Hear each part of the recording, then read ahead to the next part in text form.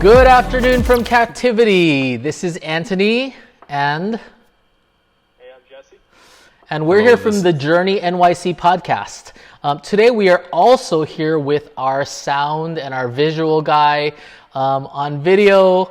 Ladies and gentlemen. Hello, it's Jacques, all the way from Alabama. So yeah, glad Alabama. Yeah. Is that what that accent is? That's not my accent at all. Don't. It's two totally different things. He's been there too long, Jesse. Words. He's gonna come back with a drawl. Anyway, we are in captivity, obviously, and we thought we'd actually just drop a quick episode down. This will be a little bit different than our normal episodes.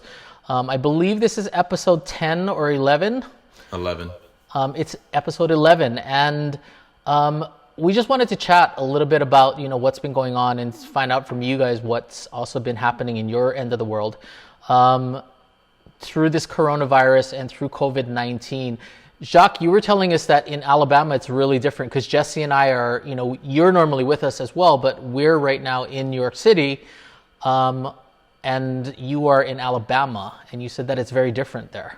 Yeah, the culture of the South is not based on correct information at all. The most media people watch is Fox News, and people are just not just very anti mainstream media, at least mainstream liberal media.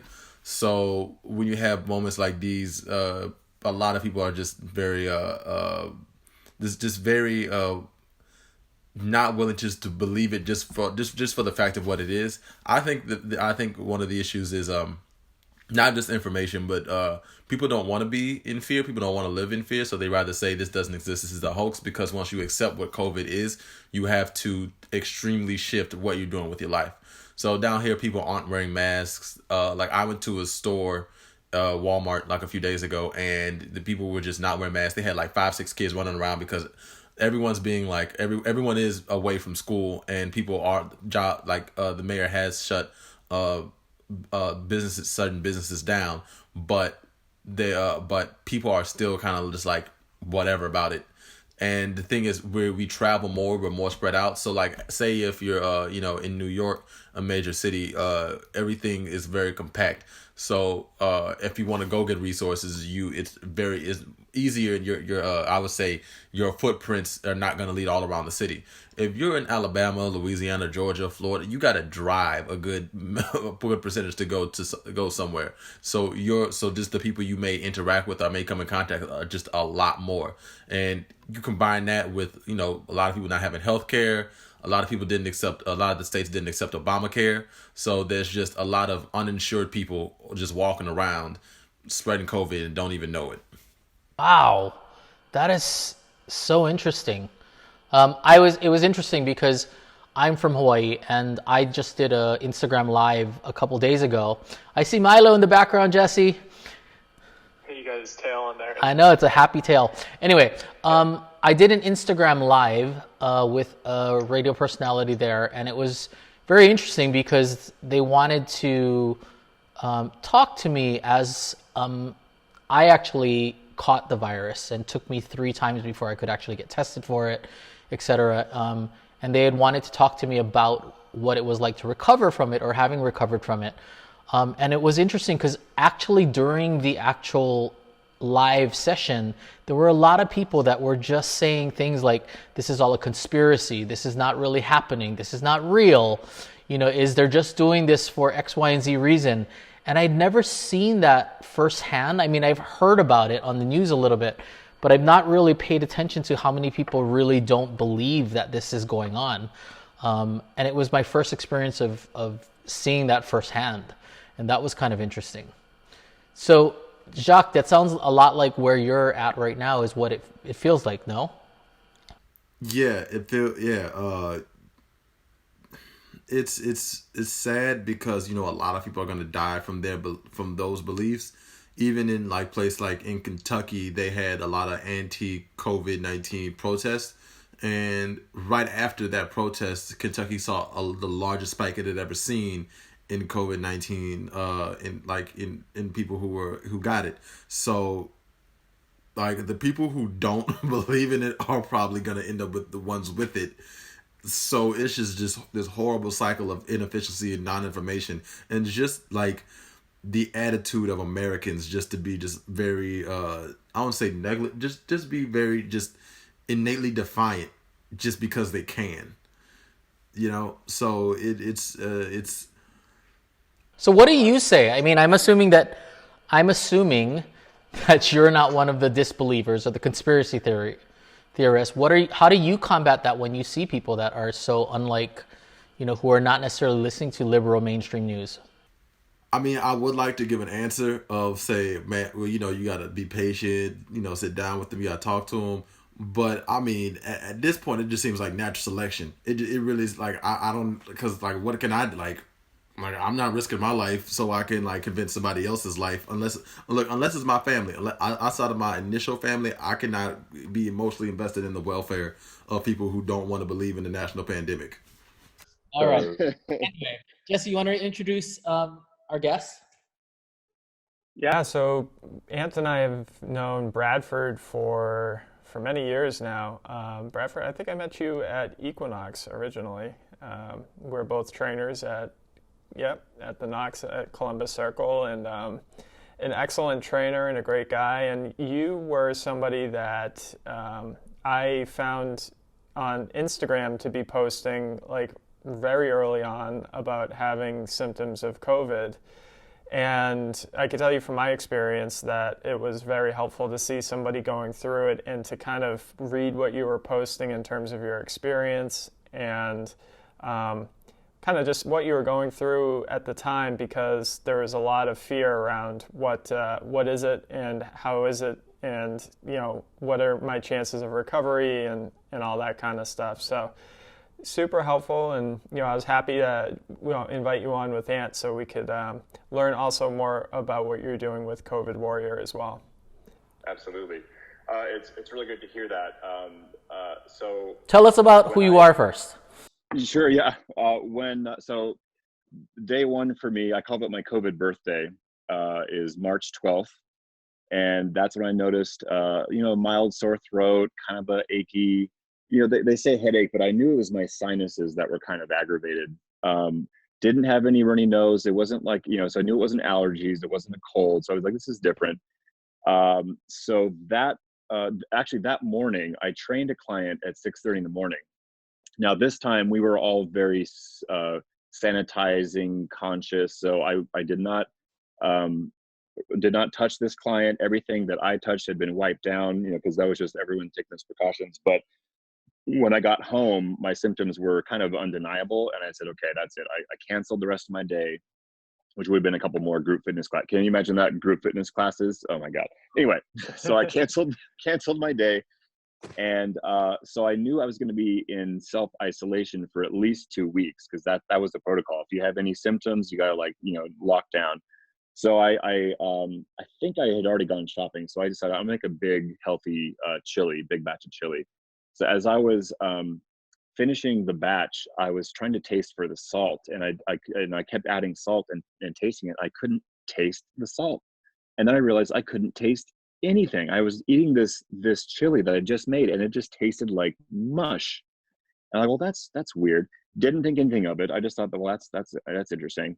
That night is when I noticed my temperature going up. Now it only went up to, I think, 99.7, but enough to signal that my body was fighting something off, right?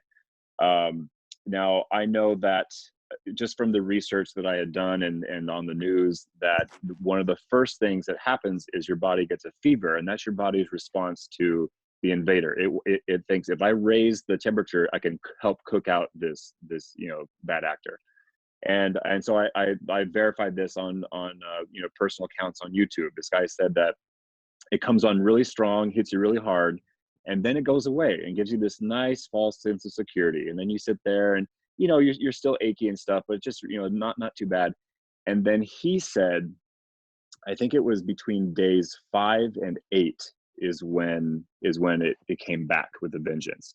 So that's when I knew, okay, Brad, you have until day 8 before you can like be confident that you're not going to need to be hospitalized or, die, any of those things. And so that's kind of like what I based all of my, judgment on. Now it, went through the process. Now I live with my boyfriend, and I tried to isolate from him, but we live in the same apartment. So I slept in the living room on the floor while he got the bedroom with the bed. And so that was a good effort, but 2 days later he had a temperature. So I infected my boyfriend. But the good news is, okay, I'm not doing this by myself. I at least have someone there with me. But I didn't have anybody that I knew to tell me, give me advice. I just had strangers on the internet. So on day 5, I think it was day 5 of symptoms, where I decided, well, let me just put this on my Instagram, and maybe people will benefit from it. I didn't want to be, I didn't want to be grabbing attention. I didn't want to, I didn't want to, draw attention to myself. I thought maybe it can be helpful. So I just said, hey, I'm experiencing these symptoms. I have not been tested. So I think it was on the 16th when the coronavirus hotline had just come up. So I called it. It rang twice, and they picked up. That's how early. Wow. That's how early I got. So, and I talked to this very nice guy from the Department of Health, and he took down my information and said, okay, the Department of Health will call you back with further instructions on how to get tested. I still have not received that call, obviously. The system got overwhelmed, right? So, anyway, I just started documenting day by day. Okay, here's my symptoms. Here's how it felt, and then I would share what I had learned. And I said, okay, this is what I think is the case. And what I gathered was it was like a 14-day process in general. And after 14 days, you're in the clear.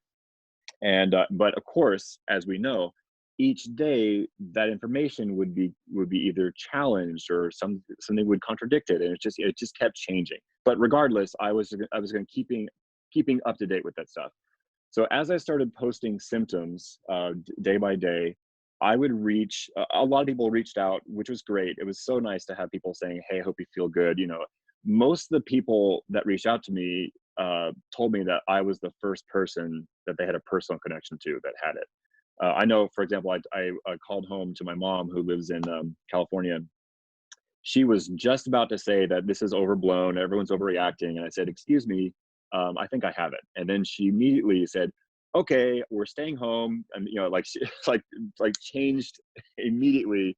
And I told her, you are not leaving the house, because she's 73. She had a battle with cancer 10 years ago. She's now in remission.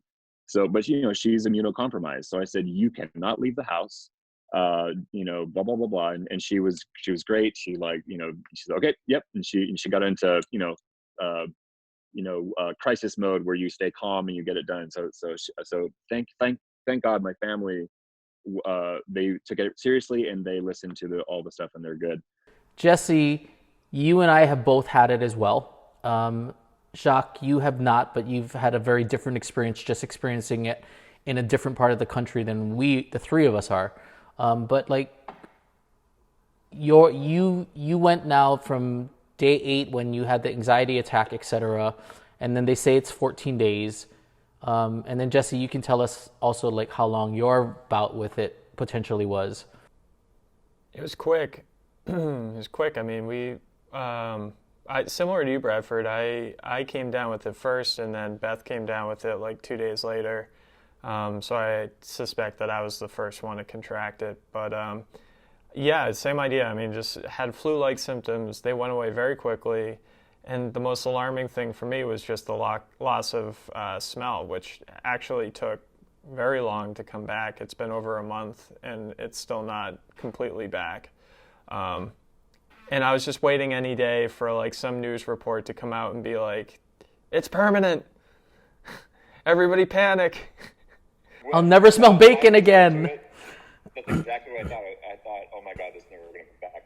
Now tell me, Jesse, if you experienced this. So I have a nightly ritual of Ben and Jerry's, and I have some junk food around. Well, when you can't taste anything, what's the point? So There was none. I did not eat any junk food. I was going to make tea, but then why use a tea bag? I just used warm tap water, and you can imagine whatever you want to drink. So you just use your imagination. I'm drinking a Gatorade right now. Your the difference? It's true, because even with a cold, you can still get the faint taste of whatever it is. This was like nothing, absolutely And nothing. that's the thing. When you have a cold, the reason why you can't taste is because your nasal passages are blocked off because there's congestion. There was no congestion. Right. I have these little they're called boom boom, these little inhalers. It's like, cinnamon and tropical fruit, whatever.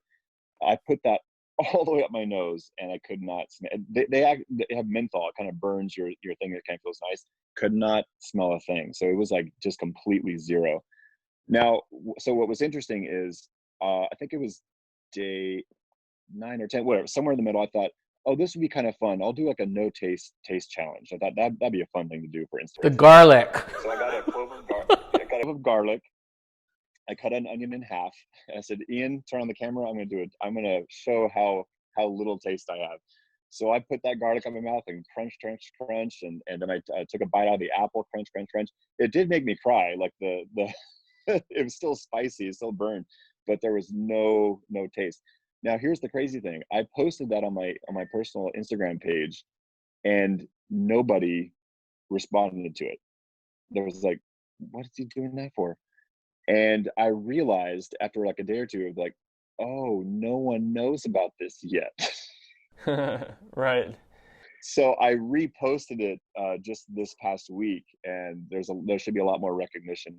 On that note, looking at, through all of this, there's just so much negativity in some respects, whether that be self-isolation, depression, feeling like you're very, disconnected, etc.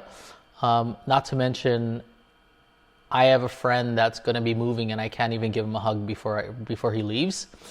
My question is, what positive things have you guys been doing through this pandemic and through this social distancing? I think for me, it's been an opportunity to get back in touch with people that I haven't talked to in a long time. And definitely having Zoom and FaceTime and all these other tools makes it a lot more bearable, because you can at least see the person as opposed to just talking on the phone. But yeah, I really feel like the biggest silver lining for me has been that I've been able to connect with a lot of folks that I haven't talked to in a long time. And I agree, it's really difficult to not be able to see them in person, but a lot of these people are people that, are out of state and far from me anyway, so I probably wouldn't be seeing them in person, but just having the ability to connect with them has been really, just really helped me to feel connected and in a good space. Cool. Jacques, what are you doing through this, like, just on a positive note, besides sharing your wine with your family? Dang, I was gonna say just drink it. A drink is always a positive. This is literally the laugh lounge, isn't it? So, just for me, honestly, reconnecting with my family. I usually am not able to come down to be around my family as often as I would, because since I'm in New York and on that, New York, living that New York lifestyle.